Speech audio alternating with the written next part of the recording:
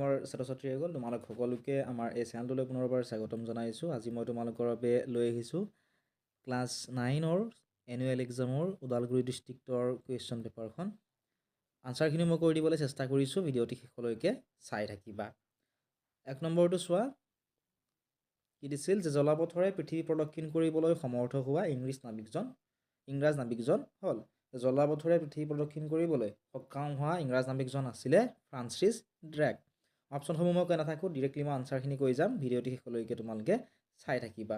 তোমালোকৰ লগত যদি কুৱেশ্যন পেপাৰ আছে, স্ক্ৰীণত দেখা হোৱাটছআপ নাম্বাৰত কুৱেশ্যন পেপাৰখিনি পঠিয়াই দিবা, আমি তোমালোক আনচাৰখিনি কৰি হোৱাটছআপতে দি দিম। 2 নম্বৰ প্ৰশ্ন আছিল বন্দে মাতৰম গীতৰ ৰচয়িতা কোন? বন্দে মাতৰম যিটো গীত আছিল, ইয়াৰে ৰচয়িতা আছিলে বংকিম চন্দ্ৰ চট্টোপাধ্যায়। কুৱেশ্যন নম্বৰ 3টো চোৱা, কুৱেশ্যনটো আছিল যে ভাৰতত প্ৰথম টেলিগ্ৰাফ ব্যৱস্থা কেতিয়া সূচনা হৈছিল? ভাৰতত প্ৰথম টেলিগ্ৰাফ ব্যৱস্থাৰ সূচনা হৈছিলে 1839 চনত। 4 নম্বৰ প্ৰশ্ন, মোৱামৰীয়া বিদ্ৰোহ কোনজন ৰজাৰ দিনত শেষ হৈছিল? মোৱামৰীয়া বিদ্ৰোহ শেষ হৈছিল কমলেশ্বৰ সিংহ যেতিয়া ৰজা হৈ আছিল তেতিয়া। নেক্সট প্ৰশ্ন, মায়ামৰা সত্ৰ কোন সংহতিৰ অন্তৰ্ভুক্ত? অপশ্যন আছিলে এ কাল সংহতি, বি পুৰুষ সংহতি, চি ব্ৰহ্ম সংহতি, আৰু অপশ্যন নম্বৰ ডিত আছিলে নিকা সংহতি। এই অপশ্যনকেইটাৰ ভিতৰত শুদ্ধ কোনটো হ'ব তোমালোকে কমেণ্ট ছেকশ্যনত জনাবা, ঠিক আছে? আৰু নোৱাৰিলে কমেণ্ট কৰি জনাবা, কমেণ্ট ছেকশ্যনত মই ইয়াৰ আনচাৰটো তোমালোকক কৈ দিম। লগতে ডেছক্ৰিপশ্যনত তোমালোকে আমাৰ হোৱাটছআপ চেনেলসমূহৰ লিংক পাবা।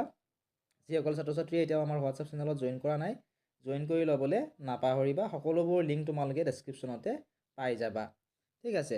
এতিয়া নেক্সট প্ৰশ্নটো চাওঁ আহা আমি 6 নম্বৰ প্ৰশ্নটো আছিল যে কোন চনত মানসকলে অসমৰ আভ্যন্তৰীণ ৰাজনীতিত হস্তক্ষেপ কৰিছিল? মানসকলে অসমৰ আভ্যন্তৰীণ ৰাজনীতিত হস্তক্ষেপ কৰিছিলে, যিহেতু আমাক চনটো সুধিছে, এই প্ৰশ্নটোৰ কাৰেক্ট যিটো আনচাৰ সেয়া হ'ব অপশ্যন নম্বৰ বি2, 1817 চনত, ঠিক আছে? নেক্সট প্ৰশ্নটো তোমালোকে চোৱা, প্ৰশ্ন নম্বৰ 7, তীৰত সিং দেশপ্ৰেমিক আছিল। তীৰত সিং দেশপ্ৰেমিক আছিল সুধিছে, গতিকে ইয়াৰে কাৰেক্ট এনচাৰটি হ'ব অপশ্যন নম্বৰ 8 টকাটো, সাঁচী। তীৰত সিং এজন সাঁচী দেশপ্ৰেমিক আছিল। নেক্সট প্ৰশ্নটো চোৱা, ইনচেলবাৰ্গ শব্দটো ক'ৰ পৰা উৎপত্তি হৈছিল? গ্ৰীক শব্দৰ পৰা, জাৰ্মান শব্দৰ পৰা, ইংৰাজী শব্দৰ পৰা, নে লেটিন শব্দৰ পৰা? উত্তৰটো কমেণ্ট ছেকশ্যনত জনাবা, ঠিক আছে? নোৱাৰিলে কমেণ্ট কৰিবা, কমেণ্ট ছেকশ্যনত মই আনচাৰটো তোমালোকক দি দিম, তোমালোকে চাই লিখি ল'ব পাৰিবা। নেক্সট প্ৰশ্নটো আমি চাওঁ আহা, প্ৰশ্নটো নম্বৰ 9, জলমণ্ডলে ভূপৃষ্ঠৰ কিমান শতাংশ আগুৰি আছে? জলমণ্ডলে ভূপৃষ্ঠৰ 71% আগুৰি আছে। নেক্সট প্ৰশ্নটো চোৱা, বায়ু প্ৰবাহৰ মূল কাৰণটো কি? বায়ু প্ৰবাহৰ মূল কাৰণটো হৈছে চাপৰ তাৰতম্য, অপশ্যন বি হ'ব কাৰেক্ট এনচাৰ। নেক্সট প্ৰশ্ন, প্ৰাচ্যৰ প্ৰশান্ত মহাসাগৰীয় উপকূল অঞ্চলৰ ঘূৰ্ণীবতাহৰ নামটো কি? প্ৰাচ্যৰ প্ৰশান্ত মহাসাগৰীয় উপকূল অঞ্চলৰ ঘূৰ্ণীবতাহৰ নামটো হৈছে টাইফুন, অপশ্যন নম্বৰ ডি হ'ব কাৰেক্ট এনচাৰ। নেক্সট কুৱেশ্যনটো তোমালোকে চোৱা, কুৱেশ্যনটো আছিল যে ভাৰতবৰ্ষৰ মুঠ মাটিকালি হৈছে, 32,87,263 বৰ্গ কিলোমিটাৰ। নেক্সট প্ৰশ্নটো চোৱা, ভাৰতৰ উপকূলৰেখাৰ মুঠ দৈৰ্ঘ্য হ'ল, ভাৰতৰ উপকূলৰেখাৰ মুঠ দৈৰ্ঘ্য হৈছে 6,100 কিলোমিটাৰ, অপশ্যন বি হ'ব কাৰেক্ট এনচাৰ। নেক্সট কুৱেশ্যনটো তোমালোকে চোৱা, কুৱেশ্যনটো আছিল যে ভাৰতবৰ্ষ আকাৰত পৃথিৱীৰ দেশসমূহৰ ভিতৰত কিমান নম্বৰত? ভাৰতবৰ্ষ আকাৰত পৃথিৱীৰ দেশসমূহৰ ভিতৰত 7ম স্থানত আছে। নেক্সট প্ৰশ্ন, পৃথিৱীৰ বৃহৎ নদীদ্বীপ কি? পৃথিৱীৰ বৃহৎ নদীদ্বীপ হৈছে মাজুলী। নেক্সট কুৱেশ্যনটো চোৱা, অসমৰ সৰ্বনিম্ন জনসংখ্যা থকা জিলাখন কি?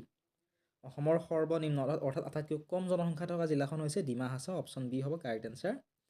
নেক্সট প্ৰশ্নটো চোৱা, প্ৰশ্নটো আছিল যে ভাৰতত প্ৰথম মৰ্চা চৰকাৰ কেতিয়া গঠন হৈছিল? ভাৰতত প্ৰথম মৰ্চা চৰকাৰ গঠন হৈছিল 1977 চনত, অপশ্যন ডি হ'ব কাৰেক্ট এনচাৰ। নেক্সট কুৱেশ্যন, চৰকাৰৰ শ্ৰেণী বিভাজন কৰা প্ৰথমগৰাকী ৰাজনৈতিক দাৰ্শনিক কোন? চৰকাৰৰ শ্ৰেণী বিভাজন কৰা প্ৰথমগৰাকী ৰাজনৈতিক দাৰ্শনিক আছিলে প্লেটো। নেক্সট প্ৰশ্ন, অৰ্থবিজ্ঞানৰ পিতৃস্বৰূপ বুলি কাক কোৱা হয়? অৰ্থবিজ্ঞানৰ পিতৃস্বৰূপ বুলি কোৱা হয় এডাম স্মিথক, অপশ্যন বি হ'ব কাৰেক্ট এনচাৰ। নেক্সট প্ৰশ্নটো চোৱা, প্ৰশ্নটো আছিল যে মুদ্ৰাস্ফীতি কি? মুদ্ৰাস্ফীতি হৈছে inflation is an economic problem, অৰ্থনৈতিক সমস্যা, ঠিক আছে? নেক্সট মানে গ্ৰুপ বিত চোৱা, গ্ৰুপ বিৰ প্ৰথম প্ৰশ্নটো কি আছিলে যে ইংলিছ ইষ্ট ইণ্ডিয়া কোম্পানী কেতিয়া গঠন হৈছিল? When did the east India company initially established? তোমালোকক যদি ইয়াৰ দীঘল প্ৰশ্নকেইটাৰ উত্তৰখিনি লাগে, ঠিক আছে, যিকেইটা 2 নম্বৰৰ পৰা আছে, 2, 3, 4, এইকেইটা 1 নম্বৰৰ প্ৰশ্ন হয়, ইয়াৰ উত্তৰখিনি যদিহে লাগে তোমালোকে কমেণ্ট ছেকশ্যনত জনাবা, যিটো প্ৰশ্নৰ উত্তৰ নোৱাৰা প্ৰশ্নটো লিখি দিলেই হ'ল কমেণ্ট ছেকশ্যনত তোমালোকে আনচাৰটো পাই যাবা ঠিক আছে সম্পূৰ্ণ প্ৰশ্নৰ উত্তৰখিনি তোমালোকে আমাৰ হোৱাটছএপ চেনেলত পাই যাবা কুৱেশ্যন পেপাৰসমূহৰ লগতে যিসকল ছাত্ৰ ছাত্ৰীয়ে হোৱাটছএপ চেনেলত জইন কৰি লোৱা নাই তোমালোকে এতিয়াই ডেছক্ৰিপশ্যনত দিয়া লিংকসমূহত ক্লিক কৰি জইন কৰি লোৱা চেনেলটো যদি ছাবস্ক্ৰাইব কৰা নাই ছাবস্ক্ৰাইব কৰি